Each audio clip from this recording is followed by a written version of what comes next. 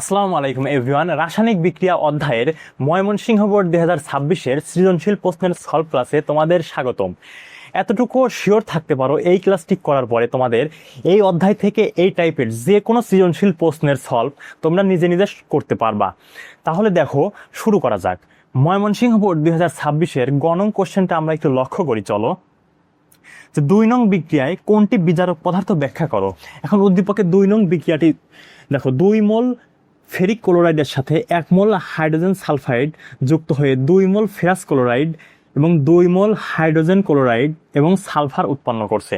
মানে এই বিক্রিয়ায় বিজারক পদার্থ কোনটি, এটা আমাদের দেখাতে হবে। দেখো, প্রথমে আমরা জারণ বিজারণ বের করব, যে এখানে কোনটা জারণ কোনটা বিজারণ। আর আমরা জানি আর একটা কথা জানো, যে যেহেতু বিজারক পদার্থ বলছে, বিজারক পদার্থ মানে কি? জারণ বিক্রিয়া। ক্লিয়ার? তাহলে বা আমরা এটা লিখতে পারি এইভাবে, এই সমতাটা তুলে দিই। দেখো, ফেরিক ক্লোরাইড যোগ হাইড্রোজেন সালফাইড, এই পাশে হচ্ছে কি ফেরাস ক্লোরাইড যোগ হাইড্রোজেন ক্লোরাইড যোগ হচ্ছে কি সালফার। এখন কোথায় জারণ ঘটছে, কোথায় বিজারণ ঘটছে? দেখো, ক্লোরিনের ক্ষেত্রে ক্লোরিনের জারণ মান কত? -1। এখানে কয়টা ক্লোরিন আছে? 3টা ক্লোরিন আছে। তাহলে 3টা ক্লোরিনের জন্য কত হবে? -3। এখন এইখানে কত হবে? তাহলে আয়রনে কত হবে? আয়রনে +3 হবে, কারণ কোন একটা যৌগের সামগ্রিক জারণ মান কত? 0।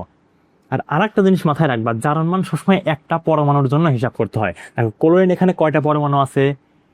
3টা। তার মানে একটার জন্য কত হবে? 3টার জন্য -3, একটার জন্য হচ্ছে -1 বা মাইনাস। আর দেখো, এখানে আয়রন তো একটাই আছে, তাহলে একটার জন্য +3 হবে। বুঝতে পেরেছো?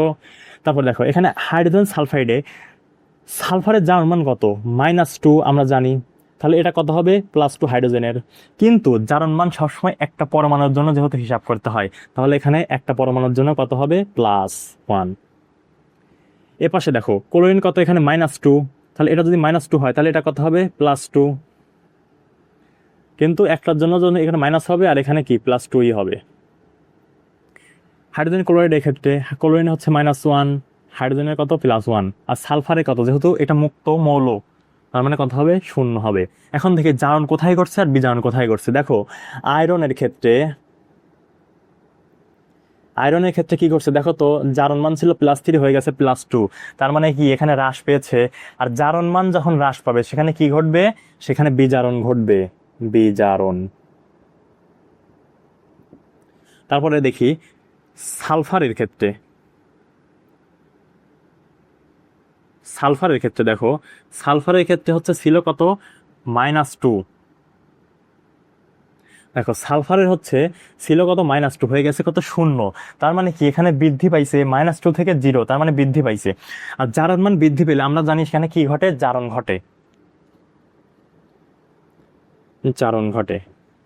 বুঝতে পেরেছো? এখন আমরা লিখব হচ্ছে জারণ অর্ধ বিক্রিয়া। জারণ অর্ধ বিক্রিয়া।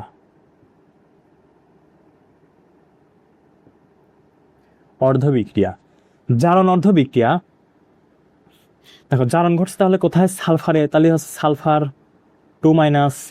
এখানে দেখো, -2 থেকে 0 হয়েছে, তার মানে সে কয়টা ইলেকট্রন ত্যাগ করেছে? জারণ যেহেতু কি করে? জারণ জারিত ইলেকট্রন ত্যাগ বিজারক। অর্থাৎ যেটা বিজারক সেটাই হচ্ছে কি? জারণ বিক্রিয়া। বুঝতে পারছো?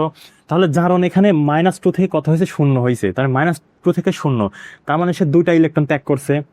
তার মানে এখানে 2টা ইলেকট্রন ত্যাগ করে সে কত হয়েছে? সালফার 0 হয়েছে। এখন এটাকে আমরা সঠিকভাবে লিখবো, সঠিক হচ্ছে S2-, এখানে বা এখানে যে 2টা ইলেকট্রন ছিল মাইনাস, এই পাশে -2টা ইলেকট্রন, এই পাশে কি হবে? +2টা ইলেকট্রন হবে। +2টা ইলেকট্রন, এটাকে দিব হচ্ছে 1 নম্বর সমীকরণ। তারপরে বিজারণ অর্ধ বিক্রিয়া। বিজারণ অর্ধ বিক্রিয়ায় বিজারণ ঘটছে কোথায়? আয়রনে। তাহলে আয়রন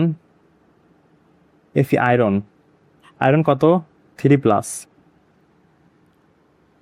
এখানে দেখো, যেহেতু এখানে সালফার 2টা ইলেকট্রন ত্যাগ করছে, তার মানে অবশ্যই এখানে আয়রন 2টা ইলেকট্রন কি করবে? গ্রহণ করবে। বুঝতে পারছো? 2টা ইলেকট্রন কি করবে? গ্রহণ করবে।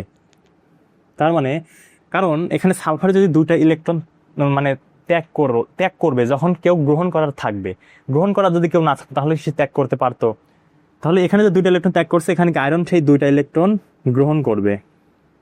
তাহলে এখানে কত দেখো হচ্ছে, এখানে হচ্ছে আয়রন কত হয়েছে, এখানে +3 থেকে +2 হয়েছে, আয়রন 2।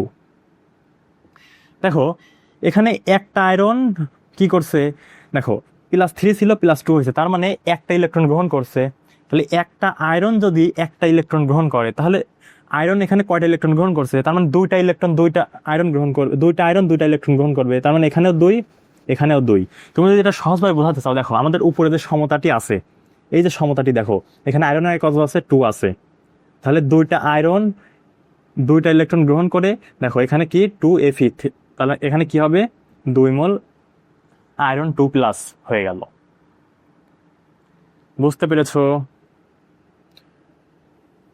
এটাকে দিব হচ্ছে কি 2 নাম্বার সমীকরণ। এখন 1 যোগ হচ্ছে 2,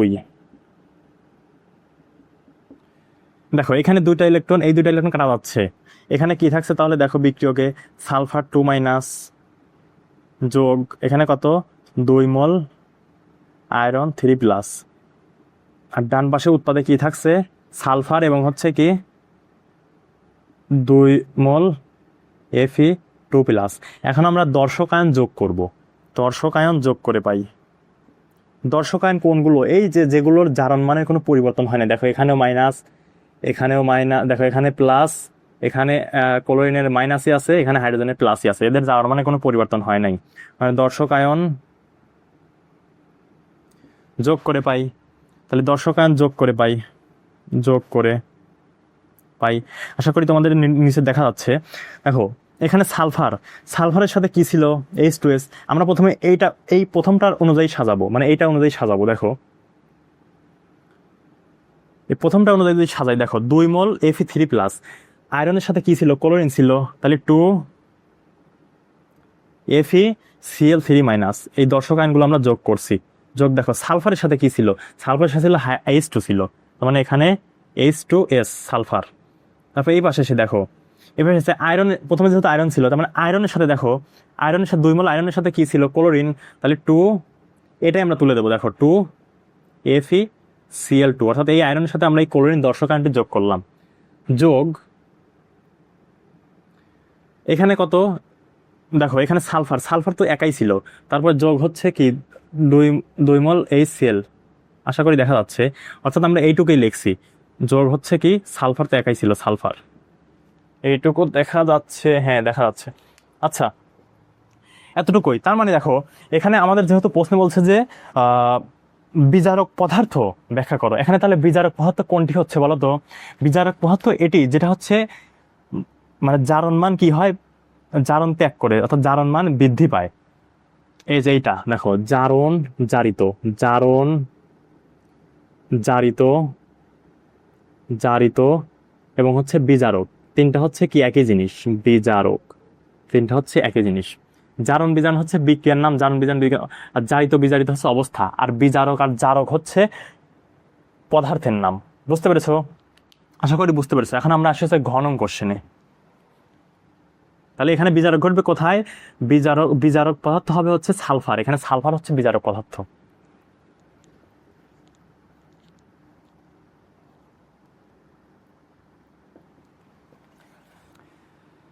এক নং বিক্রিয়ায় কিভাবে উৎপাদ বৃদ্ধি করা যায় তা লাসতেলিয়া নীতির আলোকে বিশ্লেষণ করো। এখন 1 নং বিক্রিয়ায় দেখো, নাইট্রোজেন টেট্রাঅক্সাইড প্লাস তাপ বিক্রিয়া করে 2 মোল নাইট্রোজেন ডাইঅক্সাইড উৎপন্ন করছে।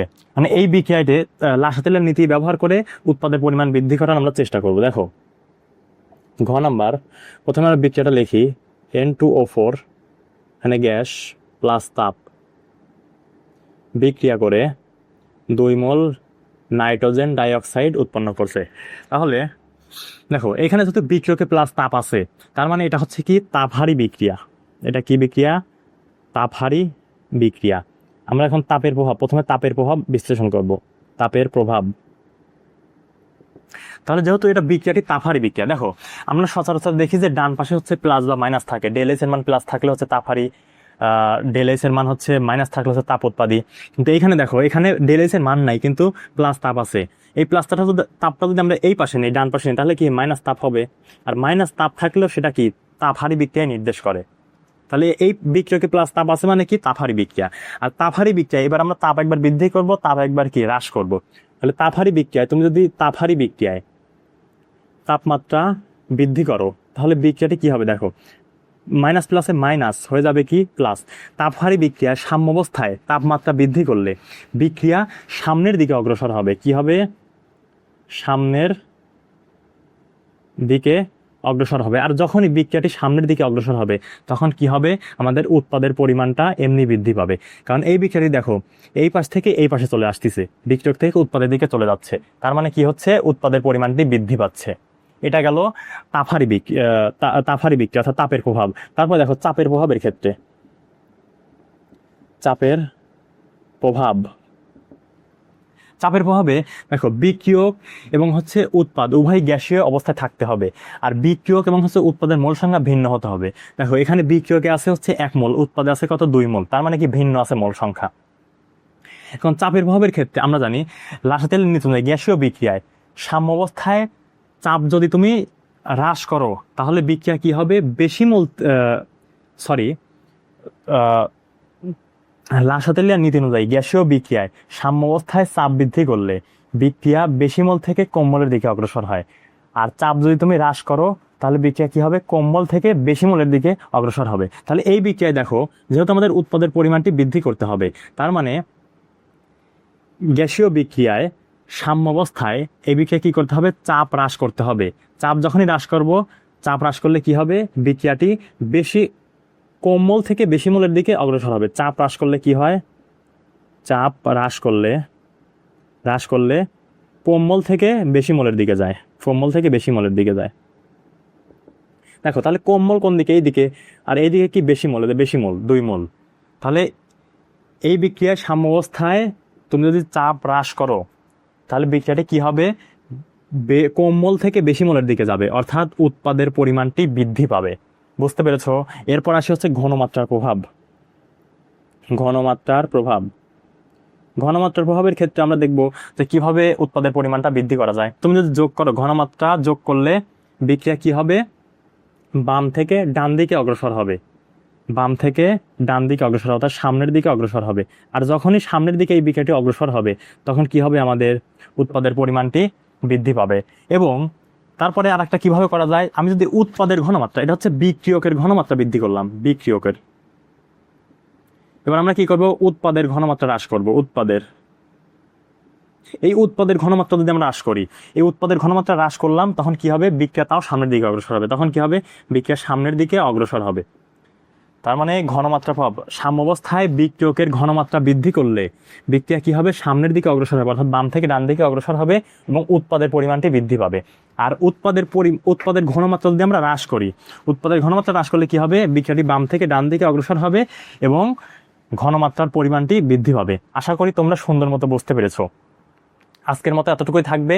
আমাদের এই ক্লাসগুলো তোমাদের যদি ভালো লেগে থাকে তাহলে অবশ্যই আমাদের এই চ্যানেলটি সাবস্ক্রাইব করবে এবং পাশে থাকা বেল আইকনে ক্লিক করবে। আর এই ক্লাসটি সম্পর্কে তোমার যে কোনো মতামত এই ভিডিওর কমেন্ট বক্সে জানাতে পারো। ধন্যবাদ। আসসালামু আলাইকুম ওয়া রাহমাতুল্লাহি ওয়া বারাকাতুহু।